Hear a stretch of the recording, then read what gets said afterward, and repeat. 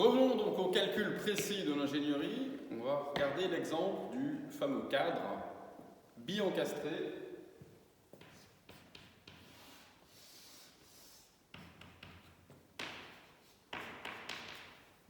doté d'un ressort de traction, de renforcement et chargé,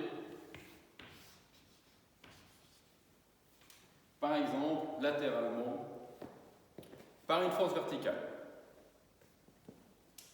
Donc la première chose qu'il faut faire lorsqu'on a ce genre d'exercice, c'est d'essayer de deviner la déformée et de la dessiner à peu près juste. Alors qu'est-ce qu'on sait là-dessus?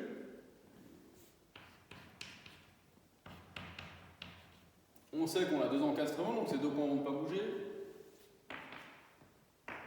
Ces deux points vont bouger ensemble à gauche ou à droite parce qu'ils ne sont pas bloqués latéralement, ils sont juste freinés par le ressort de traction.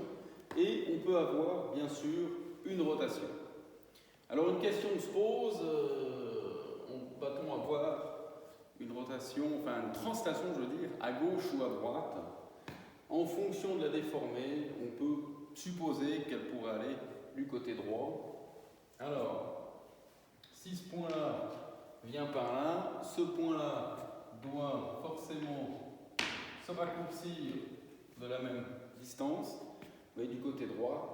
Et puis ensuite, il faut voir un peu comment ça fonctionne. Donc au niveau de la déformée de la partie supérieure, je vous rappelle qu'une poutre qui est fichée dans deux nœuds a le même comportement qu'une poutre qui vient dans des ressorts de traction, de torsion. Donc la déformée avec une charge au milieu va comporter des rotations de chaque côté avec un point d'inflexion. Donc on va partir comme ceci, revenir là, avec ces deux points d'inflexion. Donc ici, on va certainement avoir une déformée qui présentera des fibres supérieures au niveau, fibres tendues au niveau supérieur, revenir par là, et pareil de ce côté-là. Au niveau donc là, il va falloir rejoindre ces deux points. Ces deux points ne peuvent rejoindre que comme ça, avec seulement une inversion de courbure, parce que le diagramme des membres il va être linéaire, mais il ne peut pas changer 2, 3 fois, 4 fois de deux côtés. Pareil de ce côté-là, on pourrait par exemple donc d'abord garantir l'équilibre de ce nœud-là. Pour garantir l'équilibre du nœud, il faut partir avec une fibre tendue du côté gauche, et puis on ira certainement se ficher là-dedans. Donc cette première déformée permet évidemment de deviner les inconnus du problème. Les inconnus du problème au niveau cinématique sont de 3. C'est-à-dire qu'on va avoir un déplacement à droite,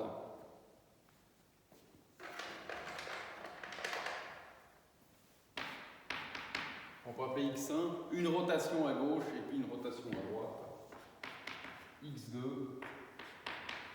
et X3. Donc maintenant il faut définir le système fondamental. Donc le système fondamental, qu'est-ce que c'est? C'est la structure initiale où j'enlève les appuis, etc. Et on peut rajouter en fait les fameux pseudo-appuis de blocage qui sont les inconnus.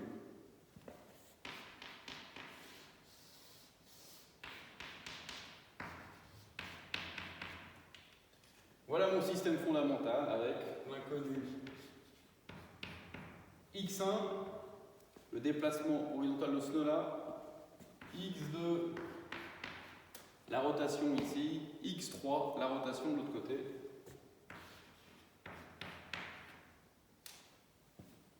Intéressant de dessiner des pseudo-appuis de blocage.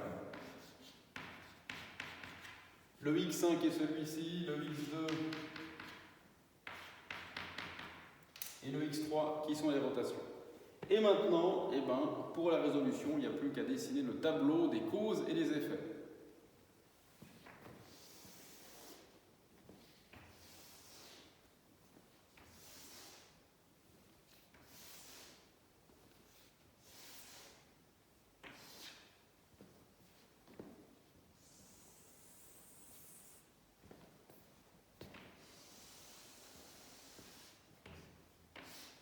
Tableau qui va être assez imposant avec 3 lignes et 3 colonnes.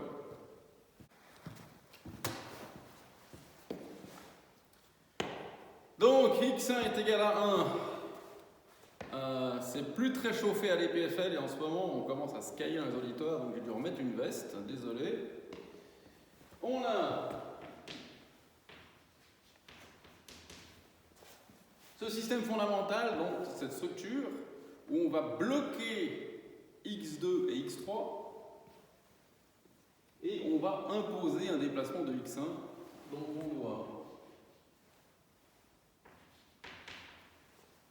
bloquer ceci, bloquer de l'autre côté, et maintenant il suffit de dessiner la déformée correspondante.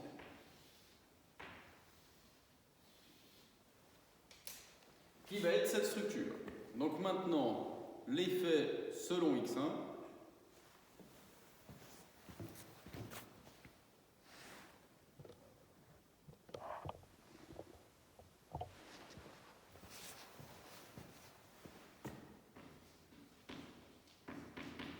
selon x1, qu'est-ce qu'on va chercher?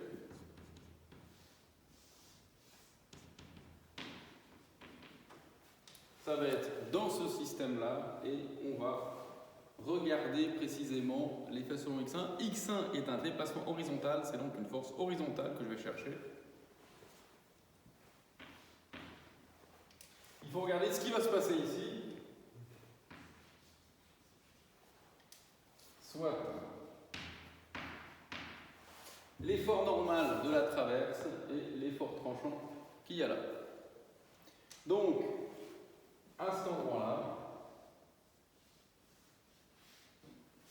je vais devoir regarder qu'est-ce que j'ai là. Ici, je vais donc avoir une force horizontale, un effort tranchant,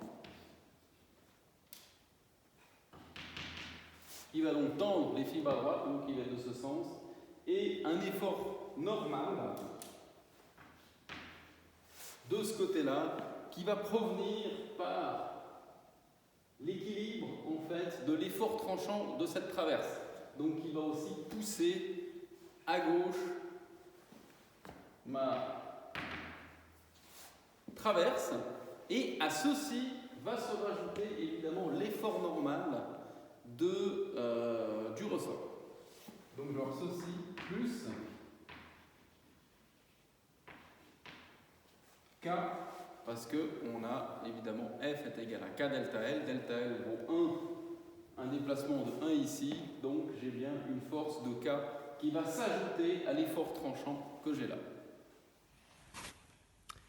Donc cet effort tranchant va se retrouver ici, c'est le 12i sur L cube qui nous intéresse. Donc nous pouvons écrire 12i sur L cube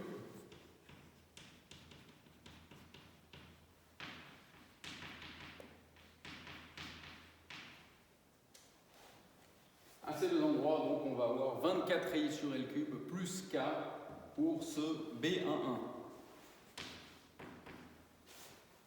Selon x2,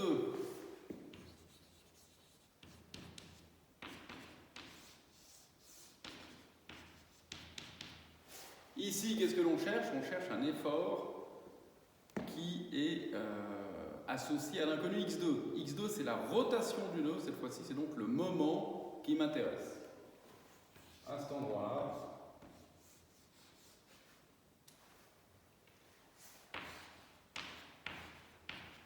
c'est donc bien le moment que je cherche pour cette case-là. Donc cette case B22,